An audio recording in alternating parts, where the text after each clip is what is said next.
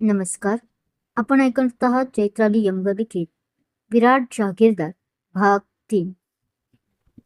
मुंबईच्या BKC कॉम्प्लेक्समधील Jahagirdar corporate house ही इमारत म्हणजे विराटच्या साम्राज्याचा किल्ला होता. काचेची चकाकणारी इमारत आणि आतमध्ये असलेला कडक शिस्तीचा माहोल. इथे पिन पडली तरी आवाज येईल इतकी शांतता असायची. पण आज या शांततेला सुरुंग लागणार होता. सकाळचे 11 वाजले होते. विराट एका अत्यंत महत्त्वाच्या आंतरराष्ट्रीय क्लायंटसोबत कॉन्फरन्स रूममध्ये मीटिंग करत होता. ही डील विराटसाठी कित्येक कोटींची होती. मिस्टर जहागीरदार, तुमचं प्रेझेंटेशन उत्तम आहे, पण आम्हाला तुमच्या कंपनीच्या व्हिजनमध्ये थोडा इमोशनल टच हवा आहे. फक्त आकडे नकोत.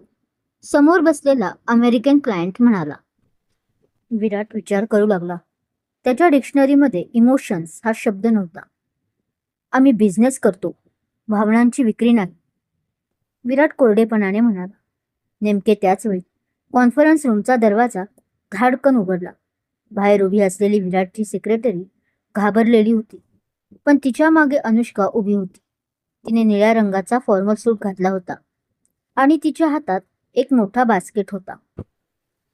आय एम सॉरी सर, मी यांना खूप थांबवलं, पण सेक्रेटरी घाबरत म्हणाली. विराट उभा राहिला. त्याच्या डोळ्यातून निखारे फुटत होते. अनुष्का, तुझी हिंमत कशी झाली माझ्या ऑफिसमध्ये, तेही मीटिंगमध्ये शिरण्याची? अनुष्काने विराटच्या रागाकडे दुर्लक्ष केले आणि थेट क्लायंटच्या दिशेने स्मित हास्य करत गेली. Hi, I am Anushka, Jahagirdar फॅमिलीची इव्हेंट मॅनेजर. मला वाटतं तुम्ही ज्या इमोशनल टचबद्दल बोलत आहात तो माझ्याकडे आहे. तिने बास्केटमधून काही छोटी छोटी पाकिटे काढली आणि क्लायंटच्या समोर ठेवली. हे काही पारंपरिक भारतीय मसाले आणि सुकामेवा आहे. हे आमच्या रियाच्या लग्नासाठी खास पॅकेजिंग केले. जहागीरदार ग्रुप फक्त इमारती बांधत नाही, तर ते नातीही जपतात.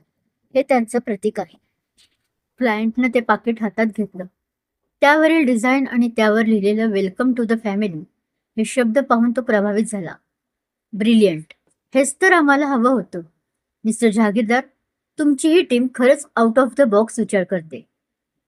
विराट गप्प होता. त्याच्या मनात संताप आणि आश्चर्य अशा दोन्ही भावना होत्या. क्लायंटनं हसून हात मिळवला आणि डील फायनल झाली. क्लायंट बाहेर गेल्यावर विराटने दरवाजा जोरात लावला. त्याने अनुष्काचा हात धरला आणि तिला जवळ ओढले. तुला काय वाटतं? तू खूप हुशार आहेस. माझ्या बिझनेस मॅटर्समध्ये नाक खुपसण्याची तुझी लायकी नाही. अनुष्काने आपला हात सोडून घेतला नाही. उलट ती त्याच्या अधिक जवळ गेली. लायकी? तुम्ही ज्याला बिझनेस समजता तो फक्त एक व्यवहार आहे विजय. मी आज तुमची करोडोंची डील वाचवली आहे. त्याबद्दल थँक्यू म्हणण्याऐवजी तुम्ही माझ्यावर ओरडताय. मला कोणाच्याही मदतीची गरज नाही, आणि विशेषतः तुझ्यासारख्या मुलीची, जिचं नाव ऐकल्यावरही मला संताप येतो. विराट दाटपोट खाऊन म्हणाला. विराट, अनुष्काने पहिल्यांदाच त्याला नावाने हाक मारली. ती जुनी अनुष्का गेली. ती तुमची कमजोरी होती. मी तुमची ताकद बनू शकते, जर तुम्ही तुमचा हा अहंकार बाजूला ठेवलात तर. तुम्ही इतकी वर्ष स्वतःला या केबिनमध्ये बंद करून घेतले, पण बाहेर जग बदलले. लोकांना माणूस विराट हवाय, मशीन विराट नाही. विराट क्षणभर शांत झाला. तिने त्याला विराट म्हणताच त्याच्या अंगावर काटा आला होता. 5 वर्षानंतर हे नाव कोणाच्या तरी तोंडून इतकं हक्काने उच्चारलं गेलं होतं. निघून जा इथून. पुन्हा माझ्या ऑफिसमध्ये दिसू नकोस. विराटने तिचा हात सोडला आणि खिडकी बाहेर पाहू लागला. अनुष्का हसली. जातीये, पण लक्षात ठेवा, संध्याकाळी रियाच्या लग्नासाठी एका मोठ्या दागिने विक्रेत्याला घरी बोलवले आहे. तुम्ही तिथे हजर राहायचं आहे. ही माझी ऑर्डर नाही, एका बहिणीच्या लग्नासाठी भावाची जबाबदारी आहे. ती वळली आणि बाहेर निघून गेली. विराटला जाणवलं की त्याच्या केबिनमध्ये तिचा तो मोगऱ्याचा सुगंध दरवळत होता, जो त्याला अस्वस्थ करत होता. संध्याकाळी जहागीरदार मेन्शनमध्ये मोठी लगबग होती. प्रसिद्ध ज्वेलर्सने हिरे आणि सोन्याचे दागिने मांडले होते.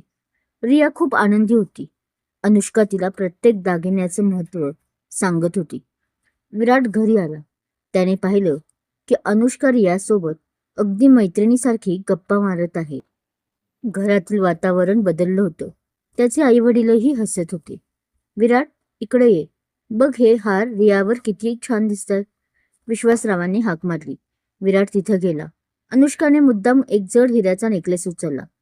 हे बघा विजय, हे रियाला खूप आवडले, पण हे तिला तेव्हाच शोभेल जेव्हा तिचा मोठा भाऊ स्वतःच्या हाताने हे तिला घालेल. विराटला संकोच वाटला, पण रियाच्या चेहऱ्यावरील आनंद पाहून त्याने तो नेकलेस हातात घेतला. त्याने वाकून रियाच्या गळ्यात तो घातला. रियाने त्याला घट्ट मिठी मारली. थँक्यू दादा, तू खूप बेस्ट आहेस. विराटच्या कठोर चेहऱ्यावर एक हलकीशी रेष उमटली. स्मित हास्याची छटा. अनुष्का हे सगळं लांबून पाहत होती. तिने हळूच मोबाईल काढला आणि तो क्षण कैद केला. तेवढ्यात विराटची नजर अनुष्कावर पडली. त्याने पाहिलं की तिने त्याचा फोटो काढला आहे. तो तिच्या दिशेने चालू लागला. फोटो का काढला माझा? विराटने विचारले. कारण मला जगाला दाखवायचं आहे की विजयकडे सुद्धा हृदय आहे, अनुष्का मिश्किलपणे म्हणाली. विराटने तिचा मोबाईल हिसकावून घेण्याचा प्रयत्न केला, पण तिचा हात धरताना त्याला पुन्हा त्या स्पर्शाची जाणीव झाली. दोघेही एकमेकांच्या नजरेत हरवले. हॉलमधील दिव्यांचा प्रकाश त्यांच्या चेहऱ्यावर पडला होता. अचानक घराची बेल वाजली. एक नोकर धावत आला. साहेब, बाहेर कोणीतरी आलंय. स्वतःला अनुष्का म्हणते. विराट आणि हॉलमधील सर्वांचे चेहरे पांढरे पडले. दारातून एक आधुनिक पेहरावातील मुलगी आत आली. ती दुसरी तिसरी कोणी नसून विराटला धोका देऊन गेलेली जुनी अनुष्का शिंदे होती. विराटच्या हातातील पाण्याचा ग्लास जमिनीवर पडून त्याचे तुकडे तुकडे झाले. जणू काही त्याच्या हृदयाचे पुन्हा एकदा तुकडे झाले होते. जहागीरदार मेन्शनच्या हॉलमध्ये पसरलेली शांतता भयावह होती. दारात उभी असलेली ती मुलगी अनुष्का शिंदे चेहऱ्यावर एक कृत्रिम हसू घेऊन आत येत होती. तिने महागडा डिझायनर गाऊन घातला होता आणि तिच्या हातात एक छोटी फाईल होती. विराटच्या अंगात जणू वीज संचारली होती. त्याचे डोळे लाल झाले होते आणि हाताच्या मुठी आवळल्या गेल्या होत्या. 5 वर्षापूर्वी ज्या चेहऱ्याने त्याला उद्ध्वस्त केलं होतं, तो चेहरा आज पुन्हा त्याच्या समोर उभा होता. विराट, किती बदलला आहेस तू, पण तुझा तोच करारीवाना अजूनही तसाच आहे, अनुष्का शिंदे म्हणाली. तिचा आवाज गोड होता, पण त्यात विषाची धार होती. विराट एक पाऊल पुढे आला. तुझी हिंमत कशी झाली या घरात पाऊल ठेवण्याची? सिक्युरिटी, हिला आत्ताच्या आत्ता बाहेर काढा, तो ओरडला. पण त्या अनुष्काने अजिबात भीती न बाळगता आपली फाईल टेबलवर ठेवली. शांत हो विराट, मी इथे जुन्या आठवणी काढायला नाही तर एका बिझनेस प्रपोजलसाठी आली आहे. ज्या कंपनीशी तुझी आज सकाळी डील झाली त्या कंपनीत मी रिजनल हेड म्हणून जॉईन झाली आहे. म्हणजे पुढच्या 6 महिन्यात तुला माझ्यासोबत काम करावं लागणार आहे, ती पुढे हसून म्हणाली. विराट क्षणभर स्तब्ध झाला. त्याला समजलं की हे मुद्दाम केलं गेलं होतं. तिने पुन्हा एकदा त्याच्या प्रोफेशनल लाईफमध्ये शिरकाव केला होता. रिया आणि विश्वासराव तिथेच उभे होते. रियाच्या डोळ्यात राग होता. तू पुन्हा का आलीस? माझ्या दादाला तू आधीच खूप त्रास दिला आहेस. पुढील भागात जुन्या अनुष्काचा पुनरागमन कशासाठी?